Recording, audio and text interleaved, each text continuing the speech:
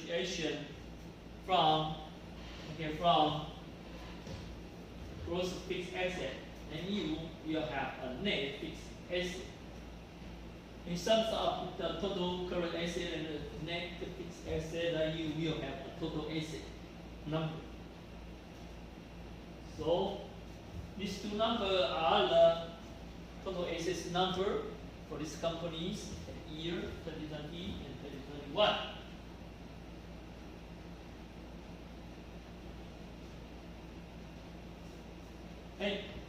Okay, let's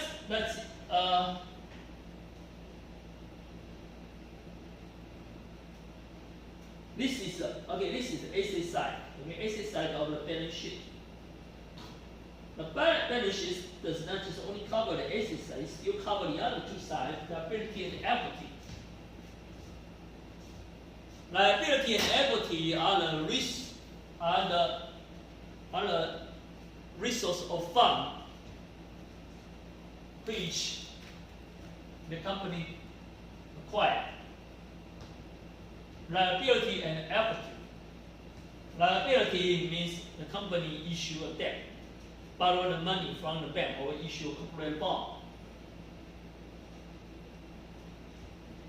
And sometimes the company also owe the money to the supplier.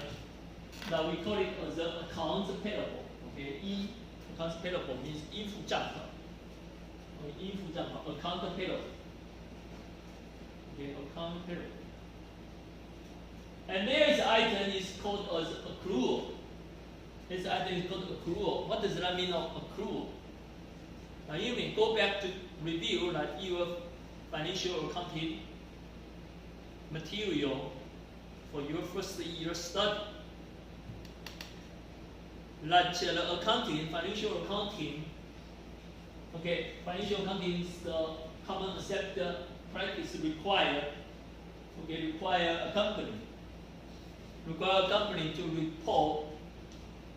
report their finance figure on an accrual basis. Okay, accrual basis.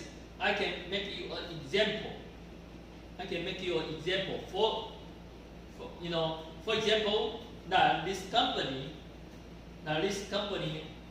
acquire a truck for shipping the product is produced, and he acquired this truck by, let's say, 500,000 NT, and this truck already delivered to the company, okay, from the Toyota dealer, and the truck already start to provide the shipping function for the company. Okay, however, the company still not pay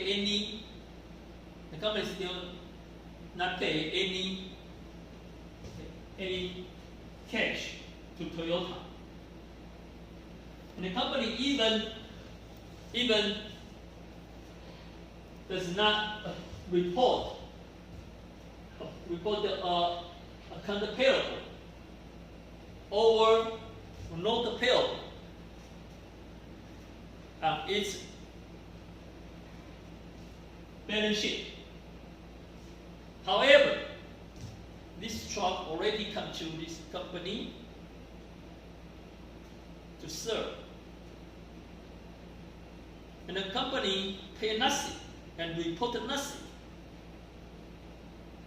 The company does not, has any reduction on its cash position. So therefore, it does not make any sense for this company just acquiring a car, a truck, but without paying or reporting anything on its financial statement.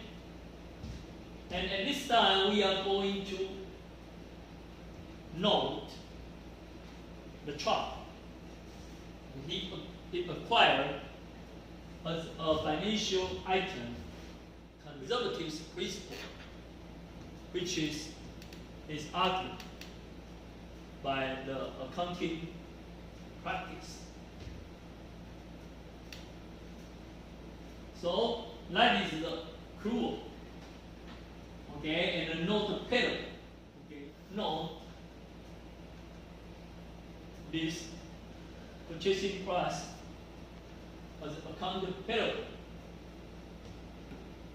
but the company still not pay anything. So until the company pay the check to the supplier, the company's account payable item will be reduced, and then the not payable item will be increased. And when the not payable item was reduced a significant amount, that means this is a significant amount of not payable is already paid out by cash. So the cash item on asset side will be reduced at the same time, which will make the balance sheet asset side number always equals to the liability and the equity side number. Okay? And for the above three items, we call it as current liability. Okay, current liability means this liability will expire, has need to be repaid normally within 1 hour. And the next will be the long-term debt. Okay, long-term debt is normally a long-term corporate bond, which is issued by the company, or a long-term commercial bank's loan, which commercial bank provided to the company. The long-term debt are normally employed by the bank to acquire the capital for going on their capital investment activity. And in terms of long-term debt, company always rely on the other fund resource for capital investment, which is issuing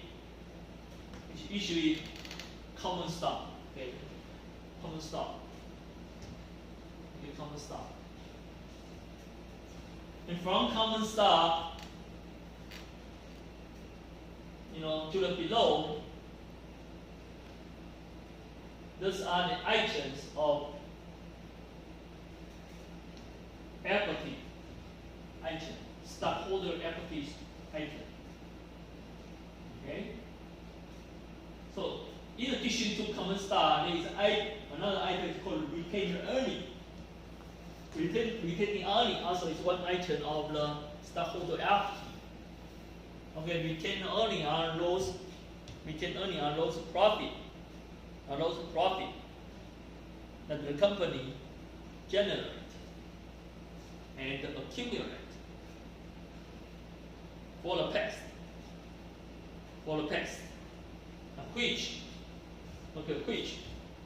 which is still not being paid by dividend, to their stockholder. So it's needed to be reported reporting stockholder equity, because although it's still not being paid by dividend to the stockholder, it actually belongs to the stockholder. So we report it at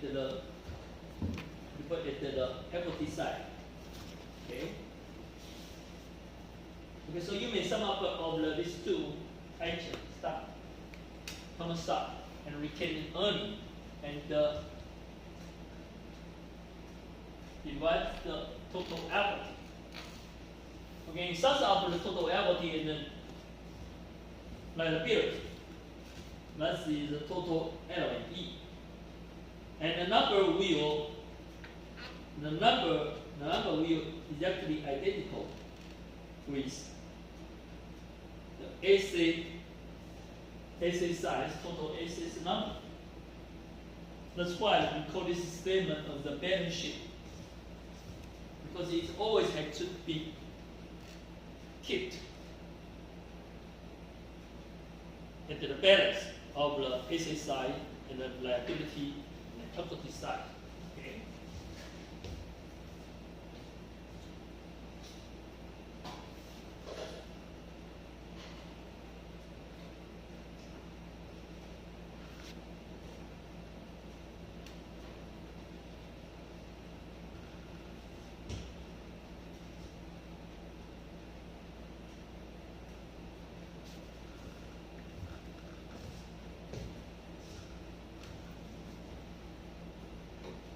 Well, and then we go on our next financial statement, income statement. Okay. The income statement, as our definition just now, income statement will report the company's revenue. Okay, the revenue item, and the expenses item for the whole year. Okay, for the whole year. And you normally get started from the item net sale. Okay, net sale. Okay, net sale. That is the first item.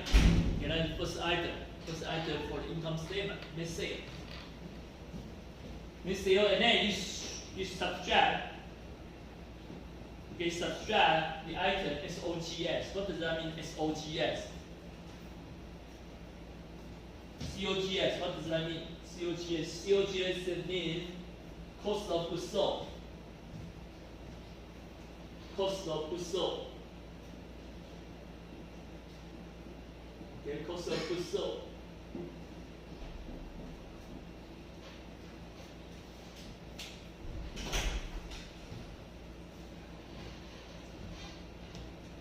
What does that mean, cost of goods sold? Okay, cost of goods sold are those component or raw material cost. Component and raw material cost, which the company pay to their supplier, and buy in to the factory and produce it to a complete product. So you subtract the cost of goods sold from the sales. That will be your gross margin. That will be your gross margin. Okay, gross margin 是你的毛利，产品毛利。Again, when gross margin rate is high, that means that your product is very competitive in the market. Okay, for example, if we take a look about the TSMC's gross margin, it's always higher than 50%. Very high gross margin. And next, you subtract the other expense. Okay.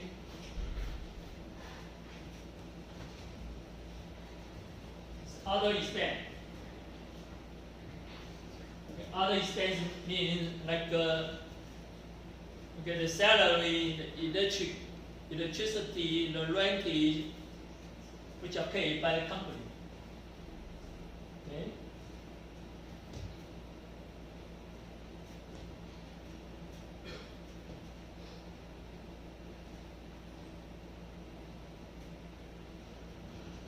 And we may have another item, the total operating cost, excluded depreciation and amortization. You know depreciation. Depreciation is incurred by the machinery and equipment. What does that mean? Okay, what does that mean, amortization? Amortization are incurred by the company. The company acquire like a patent, like a franchisee, like copyright. Okay, these are intangible assets, not like machinery and equipment, which are tangible. For those intangible assets you acquire, like patent, like license, like copyright.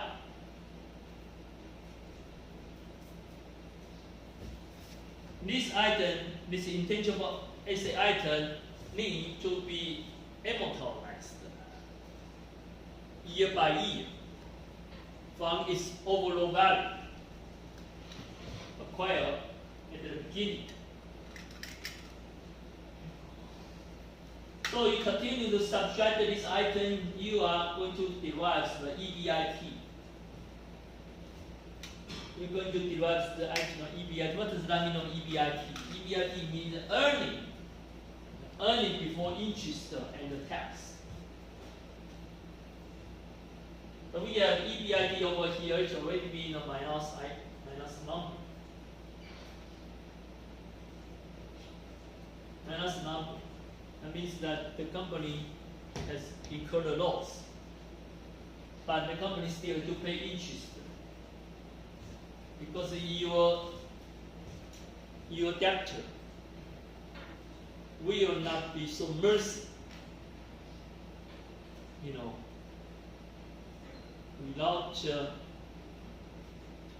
without the request you to pay the interest. But you make a loss in your year operation. So, although the company already suffered a loss here, EBIT is minus, but the company still had to pay interest expense, which will result in a much bigger loss. Okay, and because you suffer a loss, you pay nothing on your company income tax. So the company will end up with the net income on its income statement.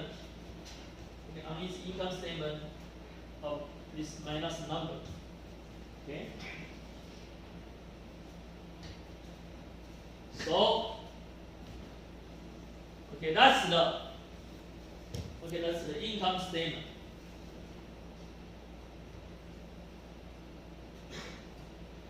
Okay, that's the income statement. Let me check it about.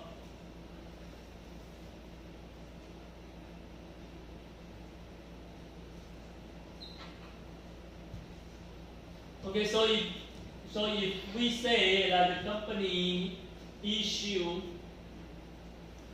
100,000 shares of common stock, then you might divide your net loss or net profit by the number of common stock you issue. Then you will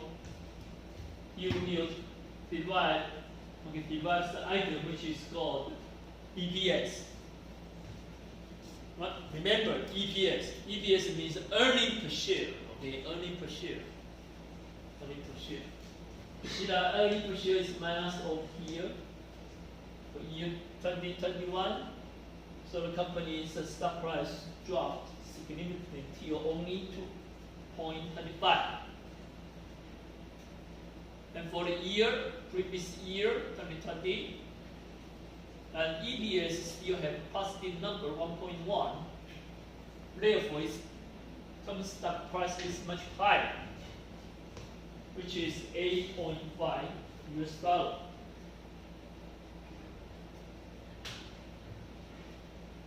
Okay, that is the second financial statement, income statement. We take a look on the third one, statement of cash flow. Okay, statement of cash flow to help understand how the company's cash come from and how the company's cash goes out. And cash is the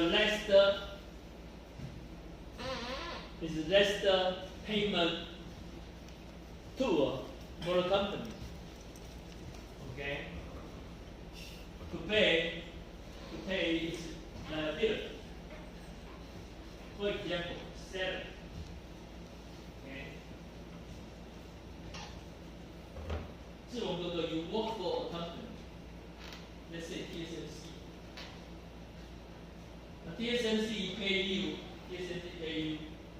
cash for salary, right? Okay, and you like it. How come? Okay, how come? How come TSMC does not want to pay you a cash for salary? The TSMC pay you the IC chip it produced. It is wafer foundry to you. Can you accept it? Can you accept it? Of course not. You receive an IC chip. It's useless for you because you don't know how to use the IC chip. You know, to sell for money, to buy the food, to buy the drink, to support your life. All you need is cash. So cash is always the last resort for companies' payments, payments vehicle. So cash is very important. Okay, cash is very important, especially in financial crisis. In the period of financial crisis, we always say that cash is the king. Cash is the king. Okay? So in practice that we do prepare a specific financial statement for cash, which is called statement of cash. Statement of cash flow. Okay, statement of cash flow. Like I say, the statement of cash flow will help us to understand where company's cash come from and where company's cash goes out. Okay? So we take a look about the content of the cash flow statement. Actually, the cash flow, the cash flow will be resulted from company's three types of activity. Three types of activity. Number one is operating activity. Okay, number two is financing activity. Okay, number three, number one operating, number two investing, number three financing. These three activities.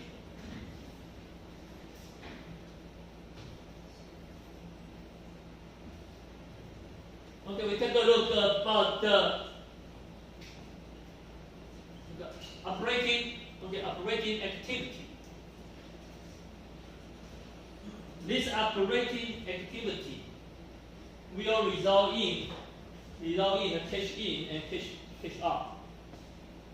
Okay? And we'll get started.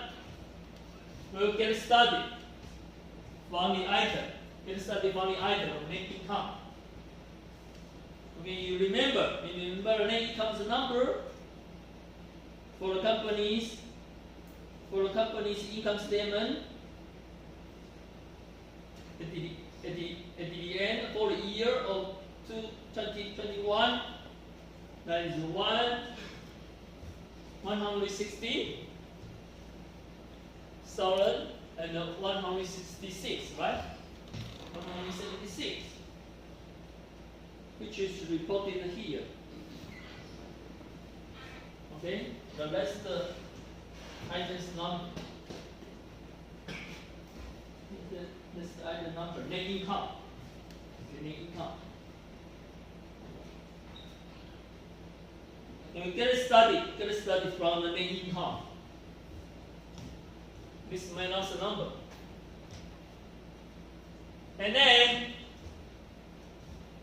we look at the item of depreciation and amortization. For that year, 160,960 where it's from. Where it's from. Go back to income statement, you'll find this number. Here, you'll find this number, 160,960. That's for the year 2021's depreciation and amortization that I mentioned just now.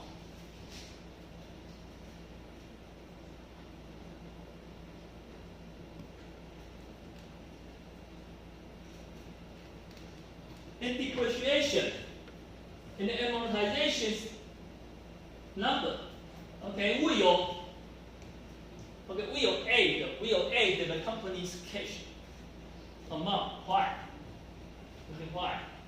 Why? Because depreciation and amortization are a subtracted item on the income statement, which means that the depreciation and amortization will make the net income. Okay, will make the net income, net profits result much small. However, when we report the depreciation and amortization, the company does not involve in any cash out.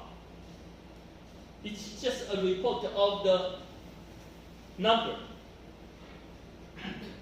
The cash out, okay, the cash out of the machine, of the equipment were already incurred at the time the company purchased the equipment and the machinery. And for the next 5 years depreciation and amortization of the machinery equipment or the goodwill or the patent or the licensing, the copyright, which will not result in cash out once again. If it's really result in cash out once again, that means you pay double. Okay, you pay double for the machinery and the intangible asset. But it's been really subjected from the income statement item. Therefore, here for our cash flow statement, we have to add it back. So here the number is positive. And the next one, increase in account payable. Okay, you may check out about now the year 2020 and the year 2021 that the company accounts payable increased by this amount. And increase increase in account payable means that you pay less to your customer. That means that you keep the cash. Okay, you keep the cash in the company. So therefore, the increase of income of account payable will add the number, will add the amount to our cash flow statement. Okay. And for the increase in accrual and an increase in account receivable and increase in inventory, which these three items increase will result in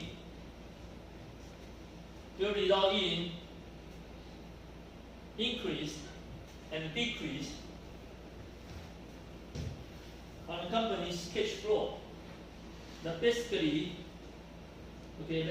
coming from the same logic that we explained for the increase in account payable. Okay. So we have break, and so let's take 10 minutes break. We're coming back for our today video.